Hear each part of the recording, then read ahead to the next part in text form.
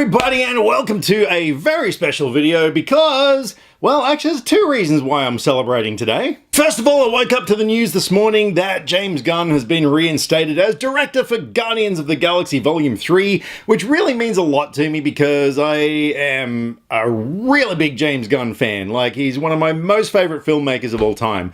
And this whole time, like the past 9 months or so, when he got fired from Guardians for reasons which I'm not going to go into now. If you don't know about it, just Google it. I went on Twitter and I met a whole bunch of really amazing people. And we all banded together, we chipped in to put a billboard up, a big rehire James Gunn billboard, and we kept pestering Disney and Marvel pretty much every single day for the past 9 months. And yeah, look, I don't know if we actually made a difference. I'd like to think we did, but today is a pretty good day. And it just so happens to coincide with the 3rd anniversary of this channel. It was today on March 16, 2016. That's a lot of 16s. Where I posted my first ever movie review for 10 Cloverfield Lane, a review that I don't really like watching anymore because I've changed over the years. Yeah, when I first started this whole thing, like, it was really weird. I mean, I was talking to an inanimate object. It was just a camera sitting in front of me, and I don't know, it took a while before I actually started engaging with all you amazing people and actually feel like I was speaking to somebody. And yeah, as a result, over the years, my personality has come through and I'm no longer like, so I went and saw this movie and it was really good. It was directed by such and such and it stars this list of actors. And I thought the cinematography was really good and the editing was amazing. Yeah, that's the old me. Anyway, so I was trying to think of something to do, you know, because, yeah, milestone videos, I like to do something. And there's something that I've been wanting to do for, maybe a year or so now.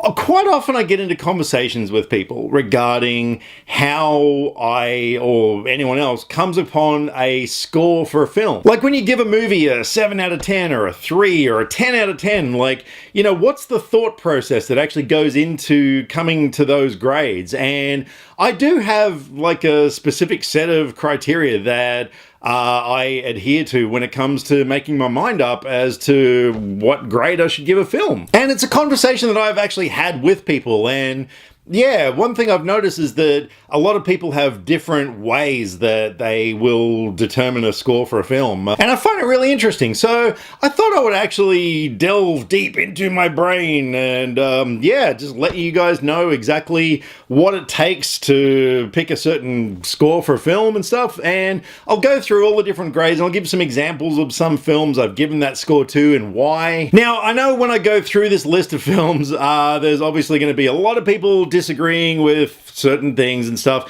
but I know you guys are awesome. Like, that's one thing I love about this channel is that you guys understand that we all have different opinions and stuff. And, you know, I like when I give a popular movie a low grade or whatever, but you guys are so awesome with it, and I really appreciate it. I genuinely do. You know, it's not easy putting yourself out in the public and, you know, maybe coming across with a statement that you know is going to go against a lot of people's opinions, but yeah, you guys just have always been so awesome. So let's keep that up. All right, so starting at the very top of the list with number 10. No. Alrighty, so starting at the very top of the list, 10 out of 10. So as far as a movie to get a 10 out of 10, it's gotta be flawless. And I've seen some movies where, like, I'll spend a couple of days trying to come up with something that I might have not liked about a film or whatever. Like, especially when I first started, I think the first 10 out of 10 I ever gave was for The Jungle Book. And yeah, I spent a good couple of days thinking there's gotta be something that I didn't like about the film, but I just couldn't think of anything. And yeah, so if there's a movie that I cannot possibly fault at all, then it gets a 10 out of 10. And a couple of notable examples of that were, well, like I said, there was The Jungle Book. There was also The Nice Guys, which I just thought was amazing. It was so entertaining. I couldn't possibly fault it. Also, Avengers Infinity War. I mean, that movie I loved so much that it's still knocking on the door of my top 10 most favorite movies of all time.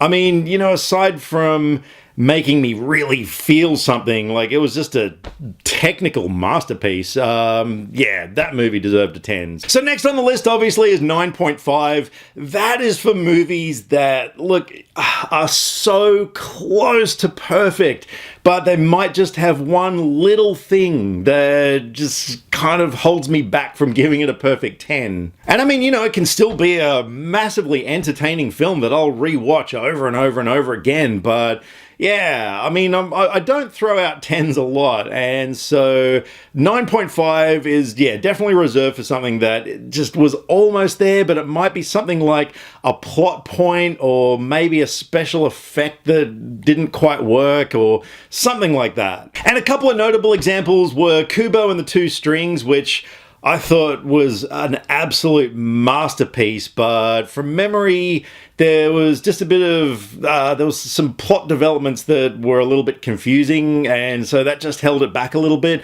Also, Baby Driver. I mean, that movie really, really came close to a 10, and it broke my heart that I couldn't give it a 10.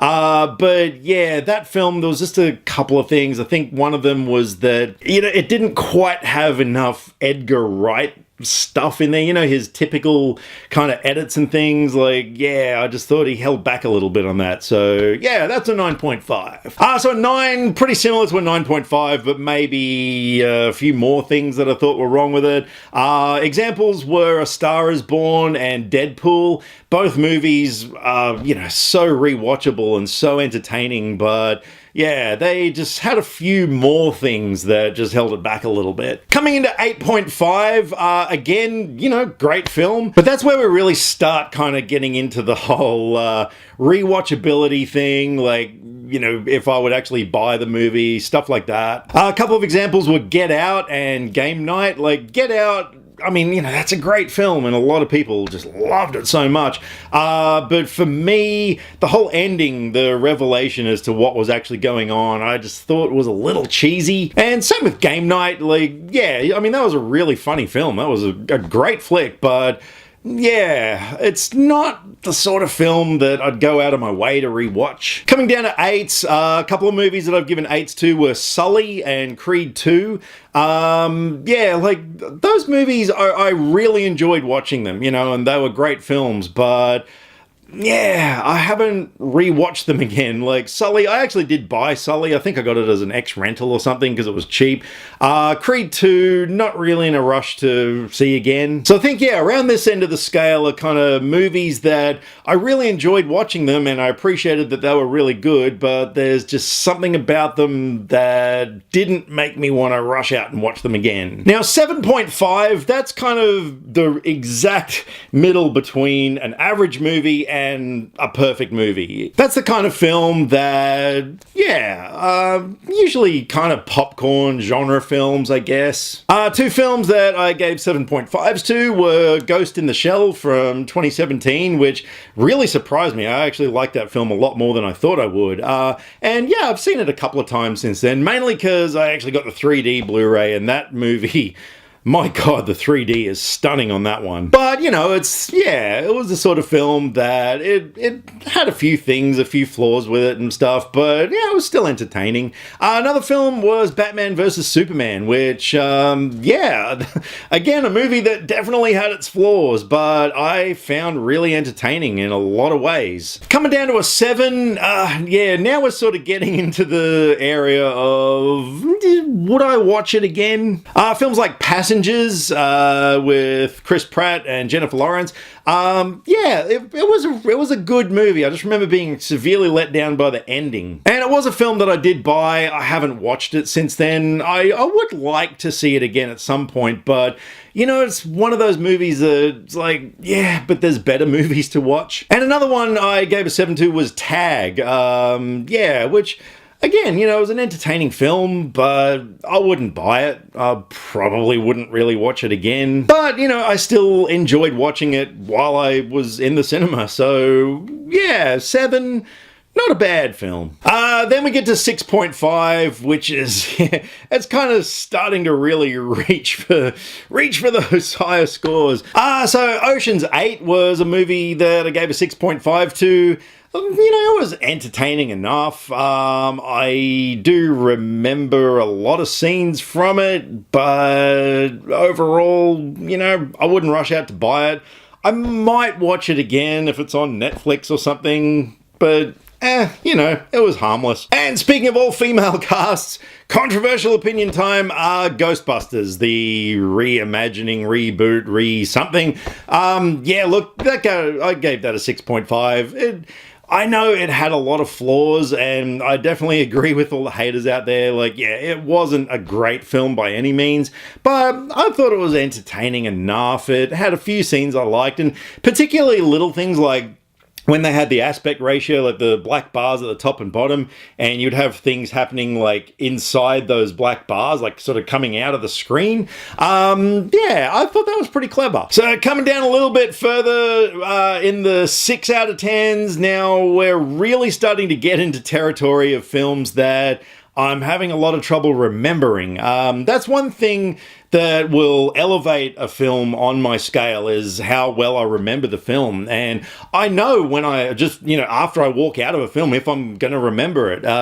Like one example was Mother that came out a couple of years ago. Like that film, I've only ever seen once in the theaters. Even though I bought it on the day it came out, I just haven't been able to bring myself to rewatch it again, because that movie disturbed me and rattled me to the core. But the thing is, I remember every single frame of that film. And for a film to do that, like to make me remember the whole thing after one viewing, that's pretty good. That's a good effort. But in terms of the 6 out of 10s, movies like Atomic Blonde, wow, I know I saw it. It had some good action scenes in it. It had some girls making out with each other. That always gets some points on my scale. But overall, I don't remember the plot or anything. I'm really struggling to remember a lot of that film.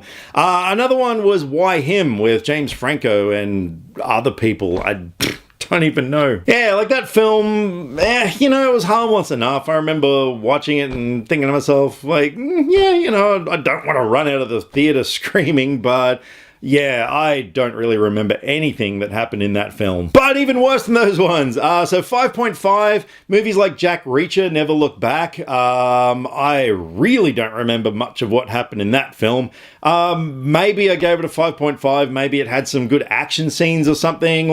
Around this area of the scale, if a movie is technically proficient or has a few things I like, I'll give it a few points. But Jack Reacher 2, don't remember much. And the same goes for Kong Skull Island. That got a 5.5, and I know it had a giant monkey in it, and that's about all I remember. So now we come to 5. Now, a 5 to me is a average movie. This is right bang in the middle of the scale.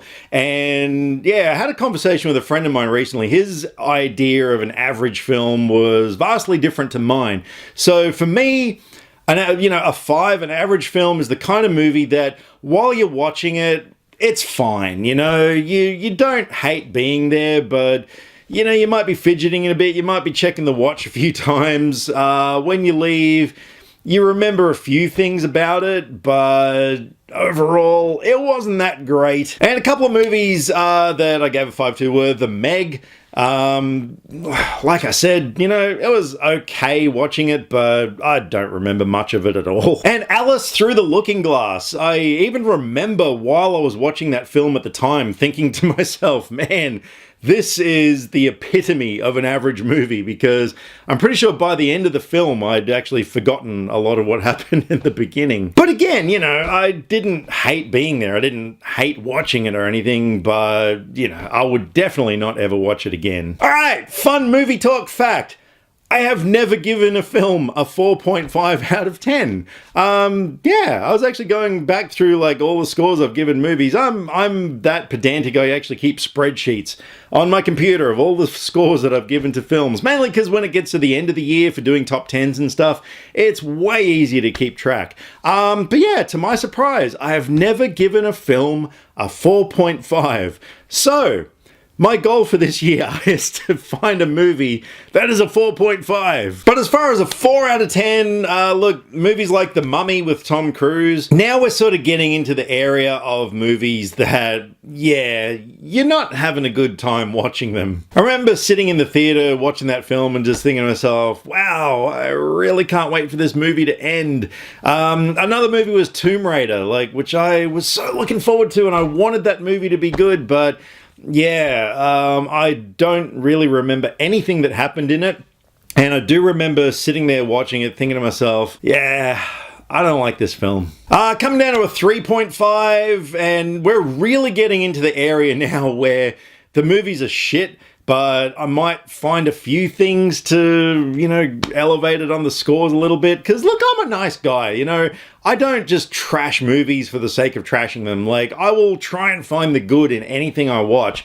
I've only ever given one 3.5, and that was Inferno with Tom Hanks, the Dan Brown thing with the Da Vinci Code, etc. Yeah, I don't remember pretty much anything that happened in the film. I think I remember one scene, but yeah, that one I really wanted to get out of there as quickly as possible. I didn't like that film one bit, but I definitely liked it more than Insidious: The Last Key and Jigsaw, which I gave a 3 out of 10. Those are movies that just didn't work. We're talking about plots that are just boring, performances that are completely wooden, special effects that suck. We're really getting into the territory here where it's hard to actually find anything good about these films. And just like 4.5, I've never given a movie a 2.5. Yeah, I don't know why. What is it about 2.5s? Nah, I don't know. Anyway, so moving down to 2 out of 10. And seriously, now we're really at the point where I will only give it a couple of points if there was maybe a couple of things I liked in it. Films like Independence Day, Resurgence.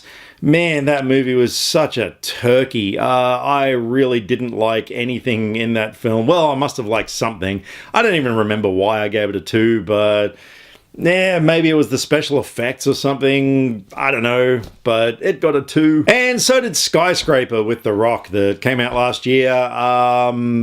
Yeah, again, probably had a couple of scenes that I remember or borderline liked, but yeah, that was a bad film, and they shouldn't have made it. There was only one movie I've given a 1.5 to, and I know there's a lot of people who really like this film, so I do apologize, but Venom, man, there were so many things that bugged me about that film, from Tom Hardy's performance, the bad special effects, the storyline that I think we'd seen 1,000 times before. Yeah, and again, I don't really remember why I gave it a 1.5, but yeah, I guess it wasn't the worst movie I've ever seen, but yeah, I guess you get to this point where you sort of think about movies that you've given like a 0 to, and you think, okay, well, yeah, I'd definitely rather watch Venom. And as far as a 1 out of 10, one lonely little point, Triple X, The Return of Xander Cage. My God, so bad. Why did I give it a 1? I don't know. But I also gave a 1 to Fantastic Beasts: The Crimes of Grindelwald. Yeah, that movie, wow. No, I didn't like it. As far as a 0.5 out of 10, which, wow, yeah, good on you, movies. You did something. The Nun, and I do remember why I gave that one a 0.5 out of 10. There was one scene that I thought was actually kind of effective in being a little bit suspenseful, but overall, everything about that movie absolutely sucked. It came so close to a 0, but there was just that one scene that I thought, well, if I enjoyed a scene, why not? Also, Blair Witch, the Blair Witch sequel that came out a couple of years back. Yeah, I wanted to walk out of that film. That was probably the first film while I've been doing YouTube that I actually wanted to leave the theater. But I didn't, and in the end I gave it a 0.5 7.5, and I don't know why, because I will never watch that movie again. I don't remember why I liked anything about it, but I gave it a 0.5 apparently. And now we come down to 0. Yeah, I've given a few zeros. Now this is for movies that I cannot possibly find one single redeeming feature, one thing that is worth giving it a single half a point even. And those include films such as Resident Evil, The Final Chapter, which I remember watching that thing, and the editing in that film was diabolical. It was the fastest cut movie I've ever seen in my life. There wasn't a single character I cared for. The plot was just crap. Everything about that movie completely sucked. And of course, I will always give a 0 to any movie that has 50 Shades in the title. I loathe those movies so much, especially the most recent one, 50 Shades Freed, which I still cannot believe that movie got made. I mean, it had no plot at all whatsoever. The performances were the most wooden performances I've ever seen in my entire life. It's probably the worst movie I've ever seen. And I know that's a tall call because there's some really bad movies out there, but I mean, even movies that are just really poorly made, you know, like schlock from the 80s and stuff, you know, at least they're kind of entertaining in a way sometimes. But 50 Shades Freed was just, it's just the work of the devil. Seriously. I'm going to stop talking about 50 Shades now. All right, so that's an idea of, where my brain is when it comes to grading films. And quite often, because I've got the spreadsheet of all the grades I've given films before, it really sort of helps me. Like if there's a movie that comes out, if I'm sitting on like, say, a 7 or a 7.5, and it's like, oh, what do I give it?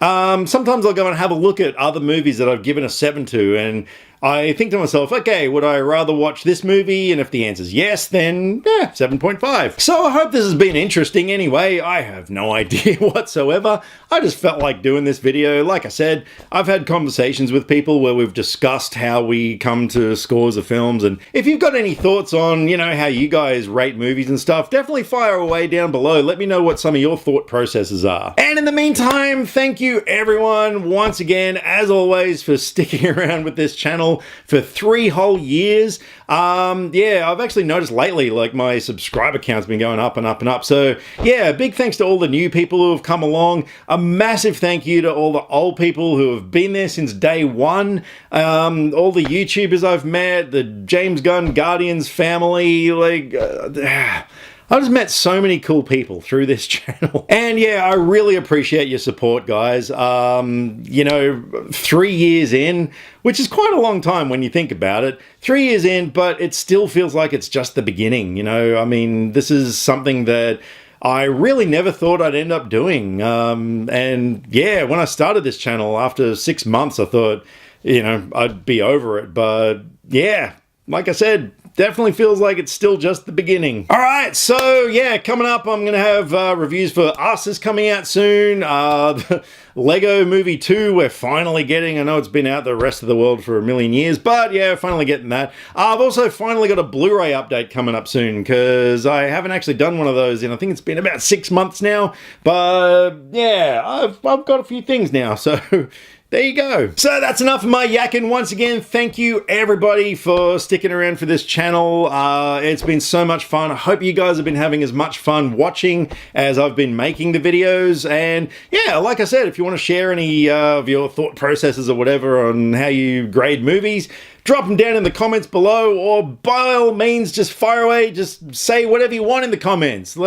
Just let me know how you're doing today. So go right ahead, leave me some comments either here, Facebook, or Twitter. All the social media links are in the description below, because I like to talk about movies, and I would love to talk about movies with you.